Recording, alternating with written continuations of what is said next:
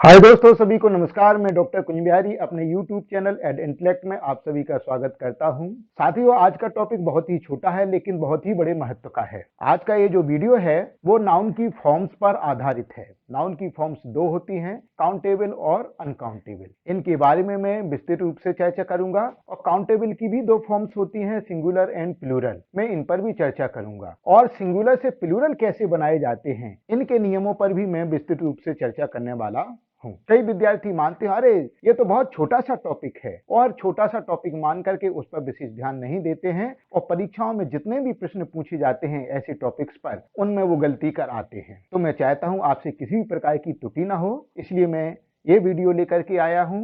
आशा है आपको ये वीडियो पसंद आएगा। तो साथियों, चलते हैं आज की इस वीडियो की ओर।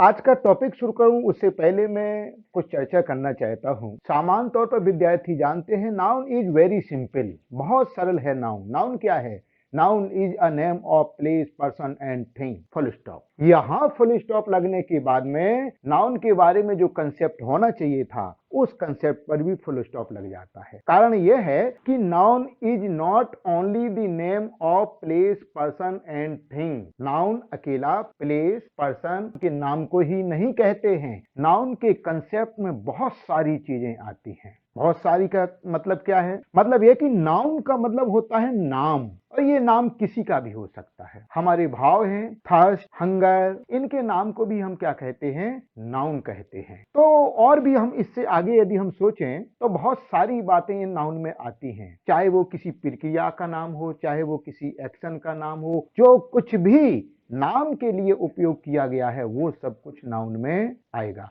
और इसका सरलतम उपाय यह है नाउन पहचानने का कि आप वाक्य के बाद में क्या से प्रश्न जब करेंगे तो उसके उत्तर में जो कुछ भी आएगा वो क्या होगा? नाउन होगा। पैदल चलना अच्छी आदत है। क्या है अच्छी आदत? पैदल चलना। अब ये पैदल चलना क्या है? एक आदत का नाम है, एक काम का नाम है, इसलिए ये भी क्या है? नाउन है। ध्यान रखिए, ये किसी व्यक्ति का नाम नहीं है, किसी स्थान का नाम नहीं है, लेकिन फिर भी क्या है? ये नाउन है। तो दोस्तों, नाउन के बारे में कंसेप्ट हमारे बहुत क्लियर होने चाहिए। हमें ये पता होना चाहिए कि हम किसे नाउन कह सकते हैं। तो हमने जब ये जान लिया है कि नाउन किसी भी प्रक्रिया, किसी भी स्थान, किसी भी प्लेस, किसी भी चीज का नाम है, जो कुछ भी हम सोच सकते हैं यदि वो नाम है, भले ही किसी भी रूप में हो, चाहे वर्ब के रूप में हो या अन्य रूप में हो, लेकिन यदि वो नाम के लिए उपयोग किया गया है तो वो आपका नाउन होगा। ये मैं कुछ चर्चा करना चाहता था। अब मैं आगे चर्चा करता हूं कि नाउन के मैं प्रकार के बारे में यहां बात नहीं कर रहा, क्योंकि प्रकार आप लोग जानते हैं कि proper noun, common noun and so on बहुत सारे होते हैं, आप लोगों ने जानते हैं। मैं बात कर रहा हूं यहां पर फॉर्म्स ऑफ नाउन की बात कर रहा हूं, यानी नाउन के कितनी फॉर्म्स होती हैं। और नाउन की we have only two form. Noun की दो फॉर्म होती हैं और एक होती है जिसमें काउंटेबल।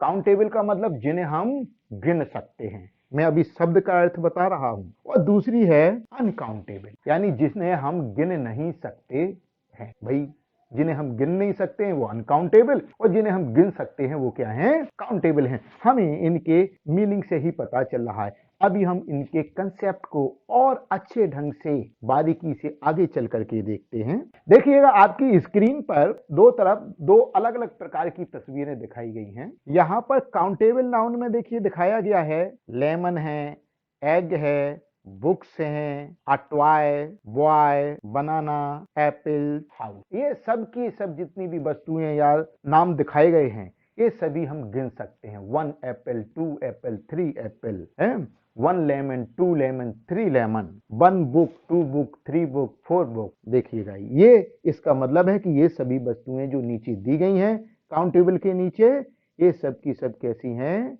काउंटेबल। अब हम दूसरी तरफ चलते हैं, अनकाउंटेबल में चलते हैं। Tea, juice, chocolate, milk, mango shake, meat, money, ये मनी है। ये सब की सब चीजें क्या है? काउंटेबल नहीं है। सवाल उठता है कि सर मनी को तो हम काउंट करते हैं, 1 रुपी, 2 रुपी, 3 रुपी, काउंटेबल है भाई। लेकिन मनी में अकेला आपका रुपया ही नहीं आता है। Everything that is included in wealth, जो कुछ भी धन में आता है वो सब के सब क्या होते हैं? मनी में आ सकते हैं। तो यहाँ पर ये सब चीजें क्या है, अनकाउंटेबल हैं। हम टी को काउंट नहीं करते हैं, 1 टी, 2 टी, 3 टी, है ना।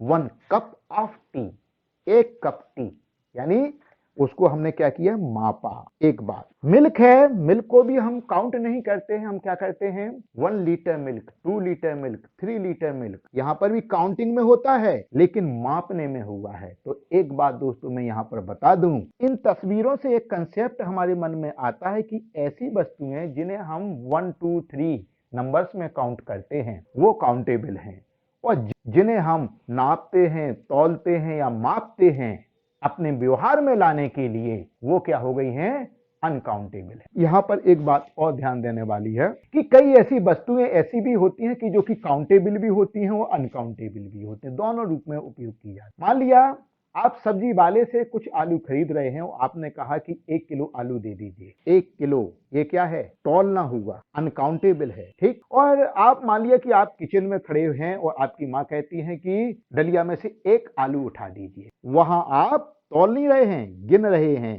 तो इन वस्तुओं को जब हम अपने व्यवहार में गिन करके लेते हैं तो उन्हें हम काउंटेबल मानेंगे, और जब हम अपने व्यवहार में इन्हें नाप करके, तौल करके या माप करके लें तो वो क्या होंगे, अनकाउंटेबल होंगे। तो अभी आपने देखा कि काउंटेबल और अनकाउंटेबल में क्या अंतर है, और कोई वस्तु काउंटेबल भी हो सकती है और अनकाउंटेबल भी हो सकती है। अंतर सिर्फ इस बात का है कि हम उसको अपने व्यवहार में कैसे ले रहे हैं। हम तौल करके, माप करके या नाप करके ले रहे हैं तो वो अनकाउंटेबल है, और यदि हम उसे गिन करके ले रहे हैं तो वो क्या है, काउंटेबल है।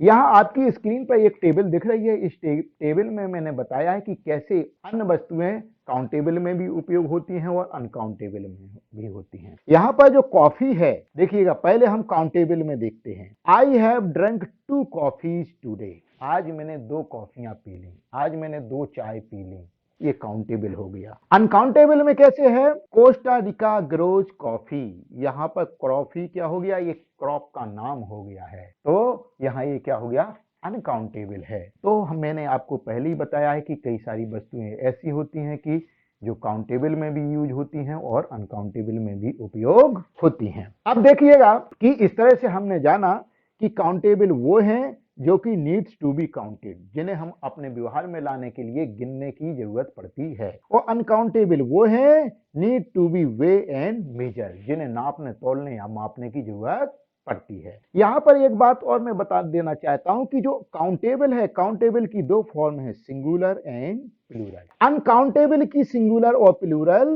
नहीं होती है, लेकिन यदि अनकाउंटेबल काउंटेबल के रूप में उपयोग हो रहा है तब उसे हम सिंगुलर और प्लूरल में भी बदलेंगे। अभी मैंने बताया कि किस तरह से कई वस्तुएं ऐसी हैं कि जो अनकाउंटेबल होने के बावजूद भी काउंटेबल में भी उपयोग होती हैं। अब यहां पर बात आती है कि आखिर सिंगुलर से प्लूरल हम कैसे बनाते हैं, और वो नियम काउंटेबल नाउन के लिए भी लागू होंगे और अनकाउंटेबल के लिए भी लागू होंगे। यदि हम अनकाउंटेबल के रूप में उपयोग करें तो नो सिंगुलर प्लूरल, और उसी अनकाउंटेबल को यदि हम काउंटेबल में प्रयोग करेंगे तो सिंगुलर प्लूरल होगा। तो लेकिन सिंगुलर प्लूरल के एक ही नियम है, आगे हम चर्चा करते हैं कि हम कैसे सिंगुलर से प्लूरल में बदलते हैं। सिंगुलर से प्लूरल में बदलने के 7 नियम हैं, और 7 नियमों में जो सबसे पहला नियम है, generally we add S at the end of noun word. Noun word के अंत में हम सामान्यतः क्या करते हैं, एस लगा करके उसे प्लूरल बनाते हैं। जैसे यहां पर एग्जाम्पल दिए हुए हैं, बुक, तो हम पहले बुक लिख देंगे और उसमें एस लगा देंगे, तो ये क्या हो गया, बुक्स, ये प्लूरल हो गया। टेबल, हम टेबल लिख दिया और उसके साथ में एस लगा दिया, तो ये क्या हो गया, टेबल्स, प्लूरल हो गया। चेयर, चेयर में हम एस लगा देंगे तो ये क्या हो जाएगा, चेयर्स, यानी प्लूरल हो जाएगा। दूसरे नियम के तहत, if a noun word ends in SH, CH, S और एक्स, यदि कोई नाउन वर्ड का जो अंत हो रहा हो या लास्ट में हो, उसके क्या हो, एसएच हो, सीएच हो, एस हो या एक्स हो। आप ध्यान दीजिएगा, इनके प्रोनाउंसिएशन लगभग एक जैसे हैं, और यदि ये S H, C H, S और एक्स यदि एंड में हैं तो हम क्या करते हैं, we add E S at the end of word. तो मात्र हमें इतना ध्यान रखना है कि वहां पर हमें ई एस जोड़ देना है। यहां पर उदाहरण भी दिए गए हैं। बुश SH एंड में है, बेंच CH एंड में है, बॉक्स X एंड में है। इनके एंड में हम क्या कर देंगे, ES जोड़ करके हम प्लूरल बना देंगे। देखिएगा, सबसे पहले हम बुश को लेते हैं तो BUSH बुश हो गया, ES जोड़ दिया बुशेस, प्लूरल हो गया। बेंच BENCH बेंच हो गया, ES जोड़ दिया तो बेंचेज हो गया, यानी ये प्लूरल हो गया। बॉक्स, बॉक्स को बॉक्स लिखा और ES जोड़ दिया तो इस ढंग से ये भी क्या हो गया, बॉक्सेस, यानी प्लूरल हो गया। तीसरा नियम है, if a noun word ends in Y, यदि किसी नाउन वर्ड के अंत में वाई आए, सामान्य वर्ड नहीं, नाउन वर्ड के अंत में वाई आए, ये नियम सभी नाउन वर्ड पर लागू हैं। वी रिमूव इट, तो हम वाई को क्या करते हैं, हटा देते हैं। और एंड एड IES, वाई को हटा करके IES जोड़ देते हैं eight the end of word, शब्द के अंत में IES जोड़ते हैं और वाई को हटा देते हैं।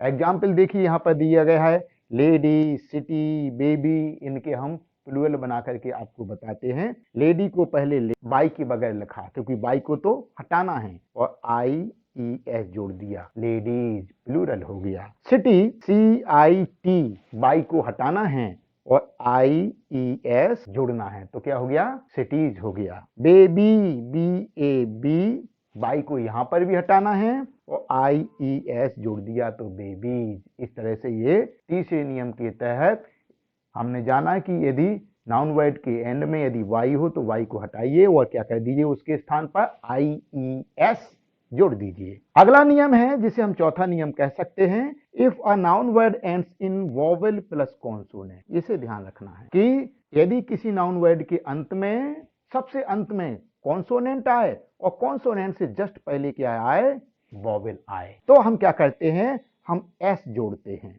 S जोड़ देना है अकेला। देखिए ट्वाई, ट्वाई के अंत में वाई कॉन्सोनेंट है और वो क्या है, वोवेल है। रे, रे के अंत में वाई कॉन्सोनेंट है और ए क्या है, वोवेल है। कैमिल, L कॉन्सोनेंट है और E वोवेल है।